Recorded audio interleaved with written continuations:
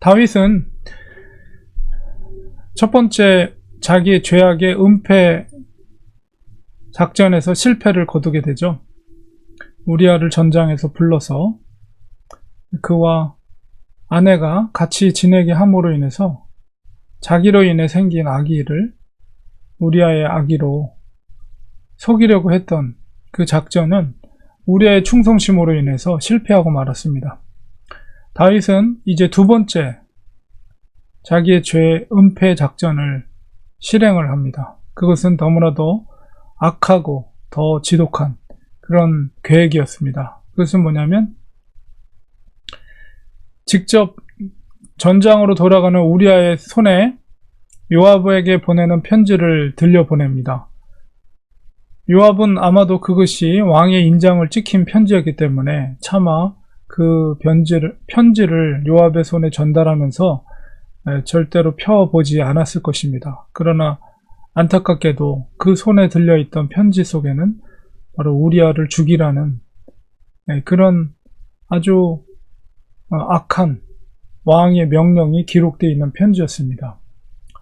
요압은 우리아로부터 전달된 편지를 통해서 우리아를 교묘하게 아주 치열한 전쟁터에 집어넣음으로 죽이라는 그런 명령을 받게 됩니다. 물론 요압은 어떤 이유였을까? 정확하게 알지는 못했으나 요압은 누구보다도 왕의 마음을 잘 알고 있는 사람이었기 때문에 왕의 편지의 내용대로 우리아를 가장 전쟁이 치열한 곳, 그러니까 설명상으로 보면 이 암몬의 라빠성에 있었던 사람들이 이제 성문에서 나와서 요압의 군대들을 쫓아올 때에 다시 돌이켜서 성으로 다시 몰아넣습니다. 그러면 이제 성벽 위에 있었던 궁수들이 가까이 쫓아오던 다윗의 군대들을 위에서 이제 활을 쏘아서 이제 그들을 쓰러뜨리게 되는데, 그 상황 가운데 아마 제일 일선에 우리아와 그 병사들을 배치해서 우리아를 그 속에 집어넣은 것 같습니다. 그래서 바로 성벽 위에서 쏘는 그 화살을 어떻게 피할 수 있겠어요. 그리고 위에서 내려 쏘는 거기 때문에 더 강한 화살이 내리 꽂히게 되고 결국 그 앞에 있었던 우리아는 죽음을 맞이하게 됩니다. 이 소식을 이제 왕에게 예루살렘에 보내게 됩니다. 그리고 전령의 보고 속에서 왜 그렇게 적진 가까이서 전쟁을 벌였느냐, 이렇게 왕이 물을 때에는 바로 그 중에는 왕의 종이었던 햇사람 우리아도 죽었다는 소식을 말미에 왕에게 전달하라, 그 얘기를 하게 되죠. 그래서 결국 이 다윗이 계획했던 우리아를 죽이고 자기의 죄를 덮으려고 했던 계획이 결국 성공을 거두게 됩니다. 다윗의 마음에는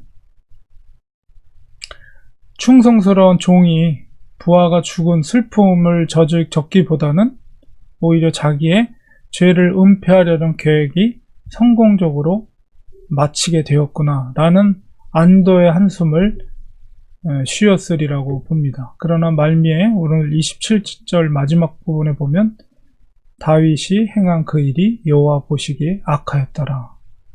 이 저자는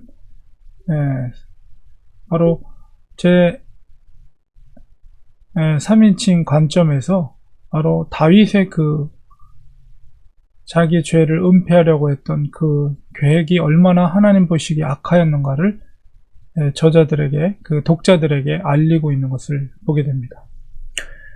정말 전혀 다른 다윗의 모습을 우리가 오늘 본문 속에서 보게 되는데요. 이전의 다윗의 모습은 어땠습니까? 자기를 죽이려 했던 사울, 그리고 그 사울의 군대장이었던 아브넬의 그 죽음 앞에서 얼마나 그가 진정으로 슬퍼했고, 또한 애가를 부르면서 그렇게 그들의 슬픔에 대해서, 그들의 죽음에 대해서 애도를 표했는지 그의 그런 다윗의 모습은 전혀 보이지 않죠. 햇사람 우리아가 얼마나 왕을 위해 또 나라를 위해 충성스러운 그런 군인이었는가를 누구보다도 잘 알고 있음에도 불구하고 그가 죽음에 대해서 조금도 애도는커녕 오히려 자기의 계획의 성공에 대해서 안도의 그런 마음을 갖고 있는 다윗의 모습을 보게 됩니다. 다윗은 우리아의 죽음으로 인해서 자기가 갖고 있었던 어떤 걱정, 복잡했던 그 걱정이 사라졌다라고 생각했을 것입니다. 그리고 다윗은 바로 밧세바를 궁으로 불러들이고 이 모든 일이 자기의 계산대로 깨끗하게 잘 정리가 됐다라고 판단을 한 것 같습니다. 그러나 하나님은 그것을 지켜보고 계셨습니다. 다윗의 판단이 아니라 진짜 중요한 것은 바로 하나님의 판단이라는 거예요. 다윗의 그 행보는 하나님의 판단과 행사에 따라 결정이 될 것을 이 말미에 저자가 말하고 있는 것이죠. 다윗의 모든 계획이 여기서 깨끗하게 정리가 된 것처럼 보이지만 하나님의 시선 가운데서는 지금으로부터 시작이 되는 거예요. 다윗의 행보에 대한 것을. 인간이 아무리 자기의 죄를 은폐시킨다고 하여도 절대로 하나님 앞에서는 그것을 숨길 수가 없습니다. 다윗의 눈이 어두워졌기 때문에 자기가 이렇게 일을 처리하면 아무도 모를 거라고 생각을 잘못된 판단을 하고 있는 것이죠. 우리에게도 역시 신앙생활하는 데 있어서 동일한 원리를 우리를 생각해야 됩니다. 항상 우리는 코람 데오의 생각을 가져야 됩니다. 하나님의 면전 앞에서 사람의 시선이 아니라 하나님께서 과연 우리를 어떻게 보시는가. 사람들을 속일 수 있어도 절대로 하나님의 시선을 속일 수는 없다는 사실입니다. 사람을 두려워하는 것이 아니라 바로 하나님의 시선을 두려워하는 사람들이 되어야 됩니다. 하나님의 면전 앞에서 하나님이 보고 계시다는 그런 생각을 가지고 우리가 두렵고 떨림으로 하루하루 살아가야 됩니다. 하나님의 시선이 결코 우리 죄에 대한 진노의 시선이 아니라 우리를 보호하시고 지키시는 자비로운 시선이 될 수 있도록 우리는 죄를 숨기지 말고 하나님 앞에 우리가 숨겨진 죄악이 있다면 오히려 하나님 앞에 내어놓고 자복하고 통회하는 그런 모습 속에서 하나님과의 관계가 온전히 회복되어야 됩니다. 그리고 정말 하나님이 나를 지켜주시는, 나를 보호하시는 사랑의 손길로 우리는 하나님을 인식해야지 두려움, 죄로 인해서 두려워하는 죄인을 찾으시는 하나님, 두려움으로 하나님의 시선을 피해서는 안 됩니다. 항상 하나님의 시선을 인식하며 하나님이 나를 보고 계시다는 그런 마음을 가지고 우리가 하루하루 살아가는 우리가 되어야 되겠습니다. 기도하겠습니다.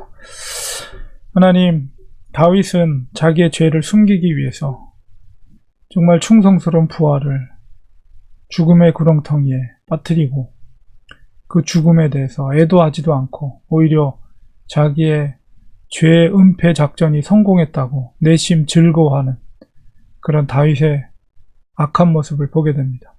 그러나 하나님은 사람을 시선을 속일 수 있을지 몰라도 하나님의 시선을 속일 수 없습니다. 하나님, 우리가 두렵고 떨림으로 항상 코람되어 주님의 면전의식을 가지고 살아가는 저희들 되게 도와주시옵소서. 예수님의 이름으로 기도드립니다. 아멘.